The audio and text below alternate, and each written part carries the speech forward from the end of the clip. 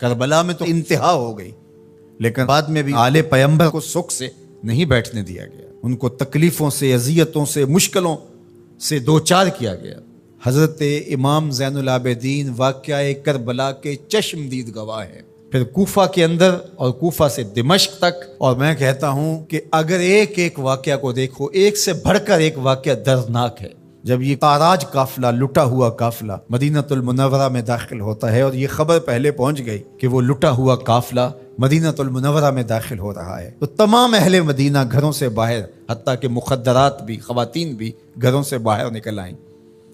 اور جو ہی یہ قافلہ مدینہ المنورہ میں داخل ہوا تو خواتین اونٹوں کے ساتھ لپٹ گئیں، اور ان خواتین کے ساتھ لپٹ گئیں، اور آہ و بکا کا عجیب منظر تھا۔ حضرت عقیل کی صاحبزادی بہت اچھی شاعرہ بھی تھی، انہوں نے کچھ اشعار کہے، اور ایک شعر کا مفہوم آپ کے سامنے رکھتا ہوں۔ وہ چیخ چیخ کے کہہ رہی تھی، قافلے والو تم تو آ گئے ہو، مدینہ المنورہ کی کھجوروں کی شاخیں پوچھ رہی ہیں حسین کدھر ہے۔ اس شہر کی ریت کے ذرے پوچھ رہے ہیں حسین کدھر ہے۔ جب گئے تھے تو حسین اس قافلے کے ساتھ تھا، آج حسین نہیں تھے، حسین کا کٹا ہوا سر تھا۔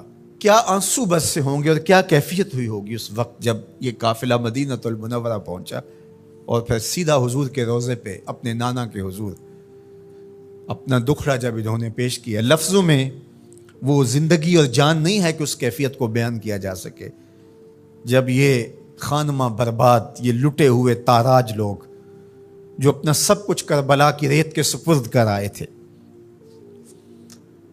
زینب جب گئی تھی تو اس کی گود بھری ہوئی تھی، اب خالی گود سے مدینہ میں داخل ہو رہی۔ اون و محمد قربان ہو چکے ہیں، قاسم شہید ہو چکے ہیں، علی اکبر شہید ہو چکے ہیں،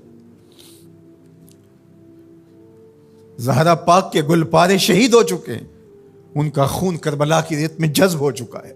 جب حضور کے روضے پہ انہوں نے اپنے نانا کو دکھڑے سنائے ہوں گے تو درد و علم کی کیفیت کیا ہوگی۔ سیدہ زینب کا وہ دکھڑا جو کربلا میں مدینے کی طرف منہ کر کے انہوں نے کہا تھا، یا محمد آہو ھذا حسین بالعرا مزمل بالدماء مقطع الاعضاء، یا محمد آہو بناتوں کا سبایا۔ کرد بن کیس کہتا ہے کہ جب یہ شعر کہہ رہی تھی اور جب یہ جملے بول رہی تھی سیدہ زینب سلام اللہ علیہا، تو اس وقت اپنے دشمن بھی رو رہے تھے، لیکن جو استغاثہ حضور کے روضے پہ کھڑے ہو کے زینب نے کیا ہوگا، تاریخ نے وہ بیان نہیں کیا۔ وہ زینب جانتی ہے یا زینب کا نانا جانتا ہے۔ پھر وہاں سے یہ مقدس لوگ سیدہ زہرا سلام اللہ علیہا کی قبر پہ آتے، امام حسن کی قبر پہ آتے جنت البقیع میں، اور جو وہاں ہوا ہوگا، کوئی قلم ہے جو اس درد کی کیفیت کو لکھ سکے، کوئی خطیب ہے جو اس درد کو بیان کر سکے، اس کا کوئی نقشہ کھینچ سکے کہ کیا کیفیت ہوگی۔ آل پیغمبر نے وہ دکھ سہے، تاریخ کے اوراق سے آج بھی آنسو نہیں خون ٹپکتا ہے۔ ایسی سفاکیت بھی ہو سکتی ہے، تم نے راستے سے ہٹانا تھا ہٹا لیا، لاشوں پہ گھوڑے بھی دوڑاؤ گے، ہڈیاں بھی توڑو گے، کیا قصور کیا تھا ان گل رخوں نے۔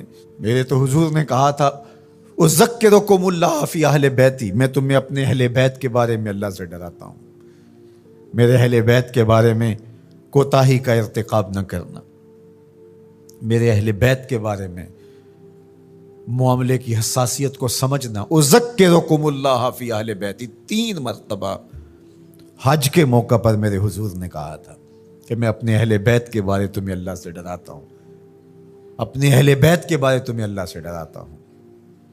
لیکن بے مروتی، سفاکی، ظلم، جبر، زیادتی، جور، شقاوت اس انتہا کو پہنچ گئے۔ دعا کرو کہ موت اہل بیت کی محبت میں آئے، قیامت کے دن ہماری ماؤں، بہنوں اور بیٹیوں کو سیدہ زہرا پاک کی سنگت نصیب ہو، اور ہمیں قافلہ حسینی میں شامل ہونے کی اللہ توفیق دے۔